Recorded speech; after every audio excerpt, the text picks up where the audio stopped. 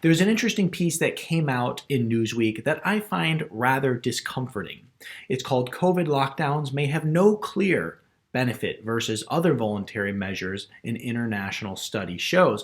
Very interesting that this piece has come out after the presidential election. And, I've been saying this from the very beginning, and I've been very opinionated on this, that I'm just absolutely disgusted with a lot of decision making around COVID, how it's been so political and not based on science. If you look at red states versus blue states, Republican versus Democrat, the decisions and the thought process behind COVID is very different. And these conversations, of course, are not moral or ethical, because if you look at the harsh reality of lockdowns, they will cause people to starve, they will cause many people to go financially bankrupt, and cause health crises for many people. A study evaluating COVID-19 responses around the world found that mandatory lockdown orders early in the pandemic may not provide significantly more benefits to slowing the spread of the disease than other voluntary measures, such as social distancing, maybe wearing a mask, or even travel reduction.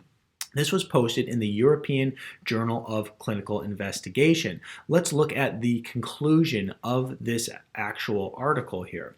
The conclusion is, well, small benefits cannot be excluded. We do not find significant benefits on case growth of more restrictive NPIs. Similar reduction in case growth may be achievable with less restrictive intervention. So basically, not only are they finding that it didn't really slow down the growth, but the other thing is you have to have an honest and moral conversation about it. What about all the other fallout that you will have from lockdowns? People not going to work, products not being made, third world countries not being able to get products. Maybe it's food products, maybe it's some other type of product that's needed in order to keep somebody alive. And so this is where we see an enormous fallout with the lockdowns. Now, going on and looking at this study compares large countries like England, France, Germany, Iran, Italy, the Netherlands, Spain, and the US. And basically what they found were like South Korea and Sweden had a far less severe lockdown measure, and mostly just voluntary responses. They really didn't have far more COVID than anybody else. So in general, we're seeing now that this whole thing has been so politicized, and it was never based on good quality science. We're seeing in New York, we're seeing Chicago, we're seeing in Michigan, where all of a sudden the lockdowns are being lifted, with the governor saying, we have to open back up, otherwise there will be nothing to open up to. This is what people have been saying forever.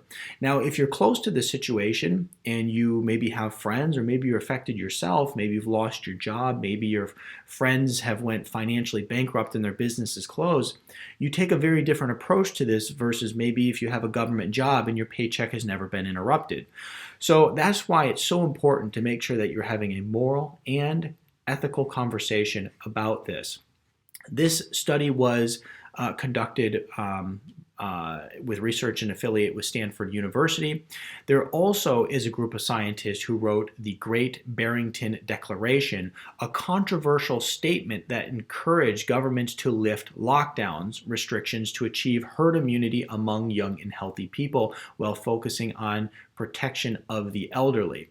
This is something that shouldn't be overlooked. This was written by very, very intelligent people. We've had many different physician groups. Here's the Great Barrington Declaration right here.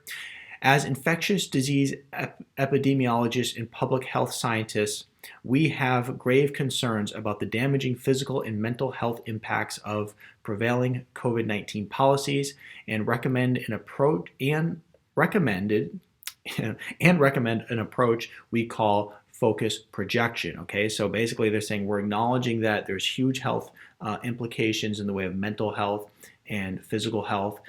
Even the American Pediatric Association said kids should be in school because it's causing a problem with these children having depression, anxiety, and also even obesity was mentioned. And we have to take this stuff seriously. And so as you wrap up health policies into the politics, it becomes a disaster. And that is exactly what has happened. And I've been saying this forever. And I've been telling patients for a long time now, just wait till after the election. We're going to see everything change. And that is what we are seeing happen. And it's just a sure sign that most of this has been political and not based off of good science.